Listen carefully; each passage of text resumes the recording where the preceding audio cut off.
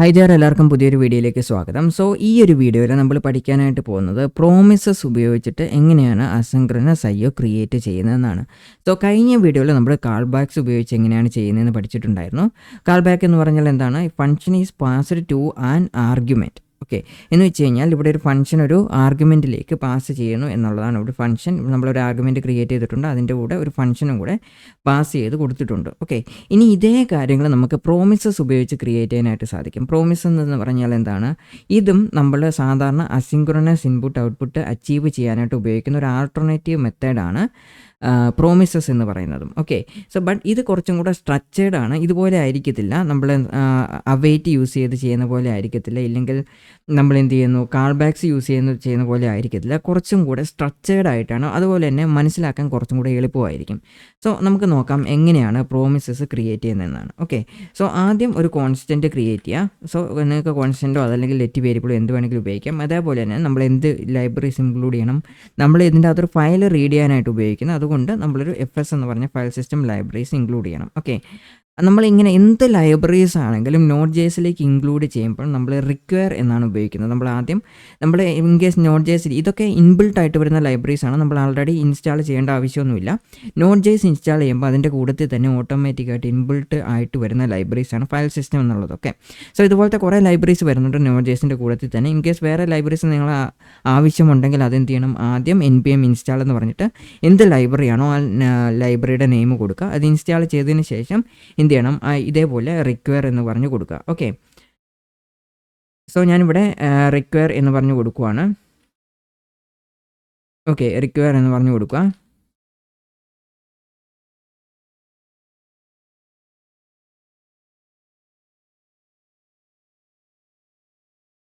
Require എന്ന് പറഞ്ഞ് കൊടുത്തതിന് ശേഷം നിങ്ങൾ എന്ത് ചെയ്യണം? ജസ്റ്റ് ഒരു പാരാന്തസിസ് ഇടുക. ഇതിൻ്റെ അകത്ത് എന്ത് ലൈബ്രറി ആണോ കൊടുക്കേണ്ടത്, നിങ്ങൾക്ക് ഡബിൾ കോട്ട്സ് ഉപയോഗിക്കാം, അതല്ലെങ്കിൽ സിംഗിൾ കോട്ടും ഉപയോഗിക്കാം. ഞാനിവിടെ FS എന്നാണ് കൊടുക്കാനായിട്ട് പോകുന്നത്. ഓക്കെ, സോ FS കൊടുക്കുക.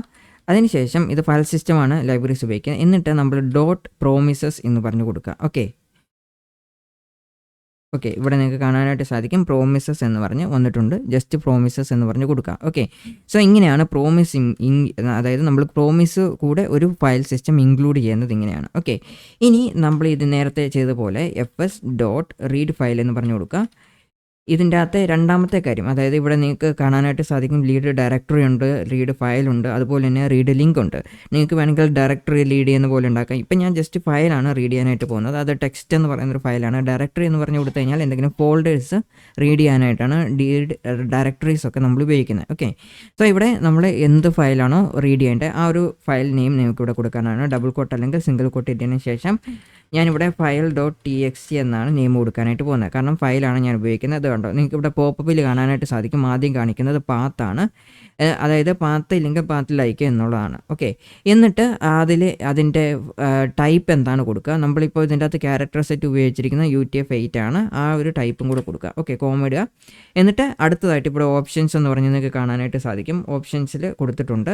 ഓപ്ഷൻസിൽ എന്താണ്? എൻകോഡിങ് എന്ന് പറഞ്ഞാൽ ഇപ്പോൾ നൾ എന്നാണ് കാണിച്ചിരിക്കുന്നത്. അതുപോലെ തന്നെ അൺഡിഫൈൻഡ് നൾ ഓർ അൺഡിഫൈൻഡ് അല്ലെങ്കിൽ ഫ്ലാഗ് എന്ന് പറഞ്ഞ് കൊടുത്തിട്ടുണ്ട്. ഇവിടെ നമ്മുടെ സിസ്റ്റം എൻകോഡ് ചെയ്തിരിക്കുന്നത് എന്താണ്? UTF-8-ലാണ്. ഓക്കെ, സോ അതല്ലെങ്കിൽ ASNI ഫോർമാറ്റ് ഉണ്ടായിരിക്കും, ASCII ഫോർമാറ്റ് ഉണ്ടായിരിക്കും, ഇഷ്ടംപോലെ ഫോർമാറ്റുകളുണ്ട്. ഞാനിവിടെ UTF-8 എന്നാണ് കാണിക്കുന്നത്. നമ്മൾ UTF എന്ന് എഴുതിച്ചു കഴിഞ്ഞാൽ UTF-ലുള്ള പല എൻകോഡിങ് ഫോർമാറ്റുകൾ നിങ്ങൾക്ക് കാണാനായിട്ട് സാധിക്കും. അതല്ലെങ്കിൽ നിങ്ങൾ ജസ്റ്റ് ഇതുണ്ടോ, ഇവിടെ ASCII ഫയൽ ഫോർമാറ്റ് ഉണ്ട്, base64 ഉണ്ട്, അതുപോലെ തന്നെ base64 URL ഉണ്ട്. base64 എന്നൊക്കെ പറയുന്നത് ശരിക്കും പറഞ്ഞാൽ ഒരു കോഡ് പോലെയാണ്. നമുക്ക് വേണമെങ്കിൽ ഇമേജസ് base64 ആയിട്ട് കൺവേർട്ട് ചെയ്ത് ഇതിൻ്റെ അകത്തേക്ക് ഇൻപുട്ട് ചെയ്യാനായിട്ട് പറ്റും. സോ ഇപ്പോൾ നമ്മളൊരു കംപ്ലീറ്റ് JPG ഫയൽ നമുക്ക് CSS ഫയലുണ്ട്, അത് സെപ്പറേറ്റ് ഒരു JPG ഫയലായിട്ട് കൊടുക്കണ്ട. അല്ലാതെ ഇത് ഈ ഫയലിലേക്ക് തന്നെ ഡയറക്റ്റായിട്ട് കൊടുക്കുന്നവർക്ക് നിങ്ങൾക്ക് base64 ഉപയോഗിക്കാം. base64 ഉപയോഗിച്ചിട്ട് എന്ത് ചെയ്യും? ആ ഒരു ഇമേജിനെ ഒരു കോഡായിട്ട് കൺവേർട്ട് ചെയ്തുകൊണ്ട് നമുക്ക് ഒരു ടെക്സ്റ്റ് ഫയലിൻ്റെ അകത്തോട്ട് തന്നെ പേസ്റ്റ് ചെയ്യാനായിട്ട് സാധിക്കും. സോ അങ്ങനത്തെ കുറേ ടെക്നിക്സ് ഉണ്ട്. നമ്മളിവിടെ ഉപയോഗിച്ചിരിക്കുന്നത് UTF-8 ആണ്. അതുപോലെ തന്നെ ഹെക്സ് ഉണ്ട്, ഇഷ്ടം പോലെ എൻകോഡിങ് ഫോർമാറ്റുകൾ നമുക്ക് അവൈലബിൾ ആണ്.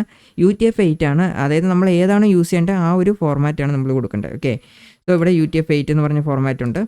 നിങ്ങൾക്ക് വേണമെങ്കിൽ UTF-8 എന്നും കൊടുക്കാം, അല്ലെങ്കിൽ ഇതുപോലെ ഒരു ഹൈഫൺ ഇട്ടുകൊണ്ട് UTF-8 എന്നും കൊടുക്കാനാണ്. ഓക്കെ, സോ ഇവിടെ നമ്മൾ ഇത്രയേ കൊടുക്കുന്നുള്ളൂ. ഇതിൻ്റെ അകത്ത് ഫങ്ഷൻസ് ഒന്നും ക്രിയേറ്റ് ചെയ്യുന്നില്ല. എന്നിട്ട് നമ്മൾ ഇവിടെ .den എന്ന് പറഞ്ഞു കൊടുക്കുന്നു. ഓക്കെ, ഇവിടെ നിങ്ങൾക്ക് കാണാനായിട്ട് സാധിക്കും .den എന്ന് പറഞ്ഞ്.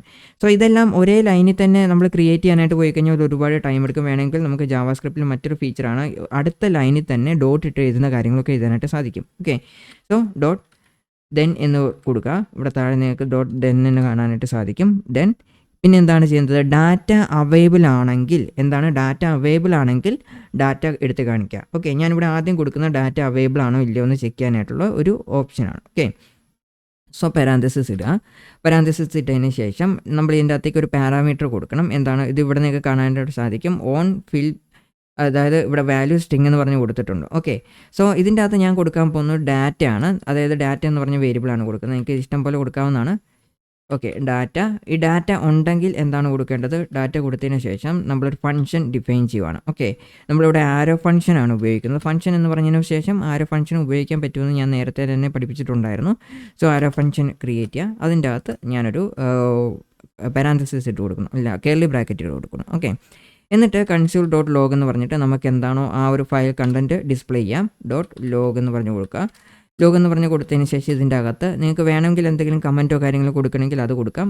ഇപ്പോൾ ഉദാഹരണത്തിന് കമൻറ്റ് കൊടുക്കണമെങ്കിൽ ഡാറ്റ എന്ന് തന്നെ കൊടുക്കാം. അതല്ലെങ്കിൽ നിങ്ങൾക്ക് വേറെ എന്തെങ്കിലും ടെക്സ്റ്റ് കണ്ടൻറ്റോ ടെക്സ്റ്റ് കണ്ടൻറ്റ് എന്ന് പറഞ്ഞ് കൊടുക്കാം. അതല്ലെങ്കിൽ നിങ്ങൾക്ക് വേറെ എന്ത് വേണമെങ്കിലും കൊടുക്കാം. കൊടുത്തതിന് ശേഷം ജസ്റ്റ് ഒരു കോമ ഇടുക.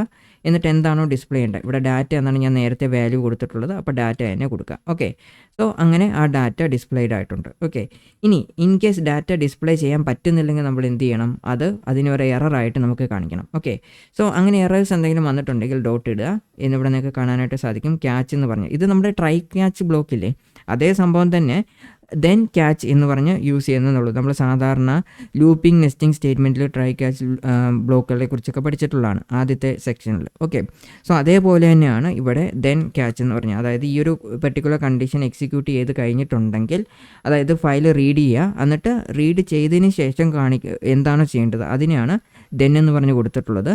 എന്നിട്ട് അതിൽ എന്തെങ്കിലും എറേഴ്സ് എന്തെങ്കിലും കാര്യങ്ങൾ വന്നിട്ടുണ്ടെങ്കിൽ അതിനെ ക്യാച്ച് ചെയ്യുന്നു. എന്നിട്ട് നമ്മൾ എന്ത് ചെയ്യുന്നു, ഒരു പാരാന്തസിസിൻ്റെ അകത്ത് എറർ എന്ന് പറഞ്ഞു കൊടുക്കുന്നു. ഓക്കെ, അപ്പം ഈ RR എന്ന് തന്നെയാണ് ഞാൻ ഉപയോഗിക്കുന്നത്. നിങ്ങൾക്ക് വേറെ എന്തെങ്കിലും വേണമെങ്കിലും ഉപയോഗിക്കാം. ഓക്കെ, എന്നതിന് ശേഷം ഈക്വൽ ടു കൊടുക്കുക. നമ്മളിവിടെ അതേപോലെ ആരോ ഫംഗ്ഷൻ കൊടുക്കുക. ആരോ ഫംഗ്ഷൻ്റെ അകത്ത് console.log കൊടുക്കുക.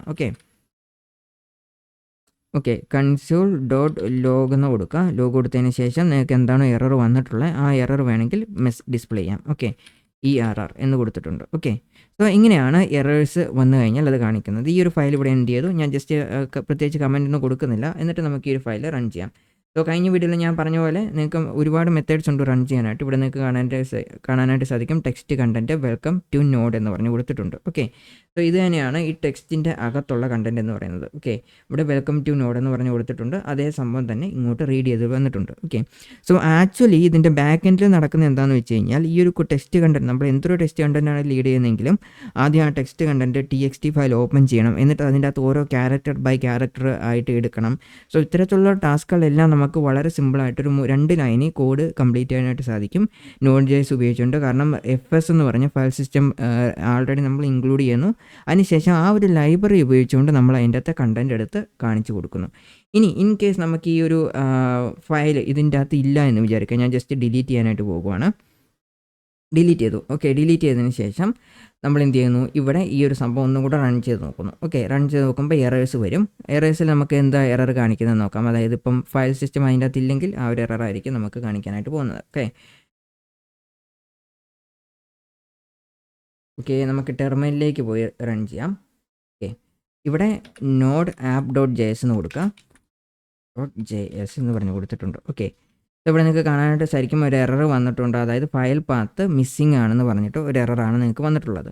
ഇതേപോലെ തന്നെ നിങ്ങൾ ഔട്ട്പുട്ടിലേക്ക് പോയി നോക്കിക്കഴിഞ്ഞ് ഇവിടെ റൺ ചെയ്ത് കഴിഞ്ഞാൽ ഇവിടെയും നിങ്ങൾക്ക് എറർ തന്നെയായിരിക്കും. അതായത് no such file or directory എന്ന് പറഞ്ഞ് ഇവിടെ കാണിക്കുന്നുണ്ട്. അതായത് എൻഡ് എന്ന് പറഞ്ഞിട്ട് കൊടുത്തിട്ട് no such file or directory എന്ന് പറഞ്ഞ ഒരു എററാണ് ഇവിടെ കൊടുത്തിട്ടുള്ളത്. ഓക്കെ, സോ ഇതുപോലെ ആയിരിക്കും എറർ വന്നിട്ടുള്ളത്. ഓക്കെ, സോ ഇങ്ങനെയാണ് Node.jsൽ നമ്മൾ പ്രോമിസസ് ഉപയോഗിച്ചുകൊണ്ട് ഒരു ഫയലിനെ റീഡ് ചെയ്യുന്നത്. പ്രോമിസസ് ഫയൽ റീഡ് ചെയ്തിട്ട് പല ടാസ്കുകൾ വേണമെങ്കിൽ കാണിക്കാം. നിങ്ങൾക്ക് വേണമെങ്കിൽ HTML പേജിൻ്റെ അകത്തേക്ക് കൊണ്ടുവരുന്ന പോലെ വേണമെങ്കിൽ ഡിസ്പ്ലേ ചെയ്യാം.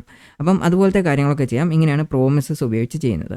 ഇനി അടുത്ത വീഡിയോയിൽ നമ്മൾ ഇത് അസിൻക്രണസ് വെയിറ്റ് ഓർ അവെയിറ്റ് ഉപയോഗിച്ച് ചെയ്യുന്നത് എങ്ങനെയാണെന്ന് പഠിക്കുന്നതായിരിക്കും. So that's all for this section. See you again in coming lectures and thank you for watching.